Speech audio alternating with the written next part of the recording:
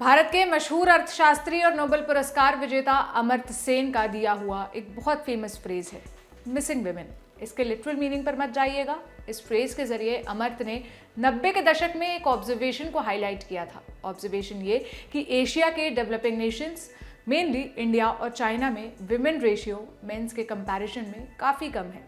India की बात करें तो उस वक्त 1000 पुरुषों पर 927 महिलाएं थी। इस रेशियो से अमर्त्य ने कितनी महिलाएं कम हैं इसका कैलकुलेशन किया। अमर्त्य का मानना था कि अगर इंडिया और चाइना में male female sex ratio same होता, महिलाएं और पुरुषों को समान देखभाल मिलती, तो आज 200 मिलियन महिलाएं जिंदा होती। यह उन महिलाओं की कुल संख्या थी जिनकी लिंग भेदभाव के कारण समय से पहले मृत्यु हो गई। खैर, इसके बारे में मैं आज आपको इसलिए बता रही हूँ क्योंकि अमर्त्य के ऑब्जर्वेशन से जुड़ी एक खबर आई है। आज 20 साल बाद भारत में उस स्थिति में बदलाव आया है जिसके बारे में अमर्त्य ने 1990 में चिताया था। खबर यह है कि नेशनल फैमिली हेल्थ सर्वे की रिपोर्ट के मुताबिक देश में पहली बार पुरुषों के मुकाबले महिलाओं की संख्या ज्यादा हुई है। इस रिपोर्ट में और क्या क्या खास है बताएंगे आज के म्याऊं में।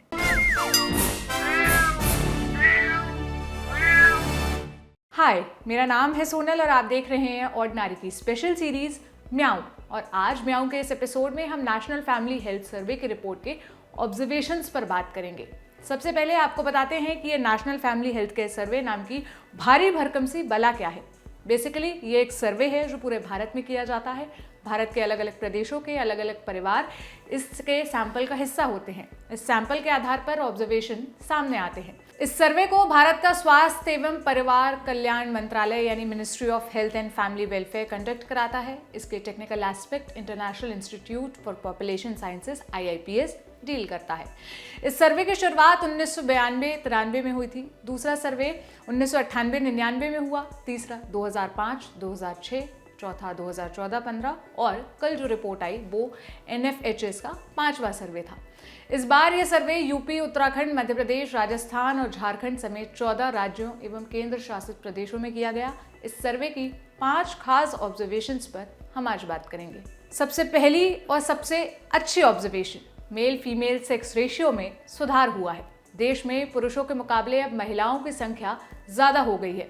अब 1000 पुरुषों पर 1020 महिलाएं हैं। गांव में प्रति 1000 पुरुषों पर 1009 महिलाएं और शहरों में यह आंकड़ा 956 है। आंकड़ों से ये साफ है कि भारत में अब महिलाओं की संख्या लगातार बढ़ रही है, जबकि इससे पहले हालात कुछ अलग थे।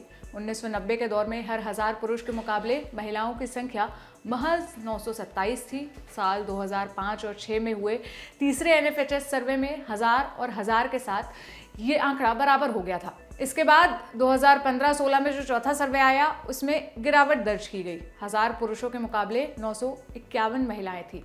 अब पहली बार ऐसा हुआ है कि देश में महिलाओं के अनुपात ने पुरुषों को पीछे छोड़ दिया है। दूसरी बात, फर्टिलिटी रेट में कमी। फर्टिलिटी रेट में गिरावट देखी गई है। ये 2.2 से घटकर 2 हो गया है। मतलब पहले एक माँ ऑन एन एवरेज 2.2 बच्चे पैदा करती थी, अब वो ऑन एन एवरेज 2 बच्चे पैदा करती है। इस गिरावट का सीधा मतलब ये है कि बच्चे कम पैदा हो रहे हैं, जिसका सीधा असर देश की पॉपुलेशन पर होगा। तीसरी बात, इंस्टीट्यूशनल बर्थ और सी सेक्शन डिलीवरी में बढ़त देखी गई है। मतलब ये है कि किसी केयर सेंटर या हॉस्पिटल में हेल्थ केयर वर्कर की मदद से जो डिलीवरी होती है उसमें बढ़त देखी गई है। और सी सेक्शन डिलीवरी यानी कि सिजेरियन डिलीवरी या फिर ऑपरेशन के जरिए जो डिलीवरी होती है वो, उसमें भी बढ़त देखी गई है। अब देश में 89% डिलीवरी इंस्टीट्यूशनल है। पुडुचेरी और तमिलनाडु में ये आंकड़ा 100% है, यानी वहाँ हर बच्चा अस्पताल या हेल्थ केयर सेंटर में ही जन्म लेता है। चौथी बात, खुद का बैंक खाता रखने वाली महिलाओं की संख्या में बढ़ोतरी हुई है। अपने नाम का बैंक अकाउंट रखने वाली महिलाओं की संख्या में 25% की बढ़ोतरी हुई है। आज देश में 78.6% महिलाएं अपना बैंक खाता ऑपरेट करती हैं। 2015-16 में यह आंकड़ा 53% ही था। पांचवी बात, ये वाला ऑब्जर्वेशन थोड़ा पॉजिटिव नहीं है। देश की आधी से ज्यादा महिलाएं और बच्चे अनीमिया से पीड़ित हैं। अनीमिया यानी खून की कमी। देश में 6 से 59 महीने तक के बच्चे और 15 से 50 साल तक की लड़कियों और महिलाओं की आधी से ज़्यादा आबादी खून की कमी से पीड़ित है। बच्चों की बात करें तो शहरी क्षेत्र में बच्चों में खून की कमी का प्रतिशत 64.2 है, जबकि ग्रामीण इलाकों में यह आबादी 68.3% है। इस देश में 67.1% बच्चों में खून की कमी है। चौथे सर्वे में यह संख्या 58.6% थी।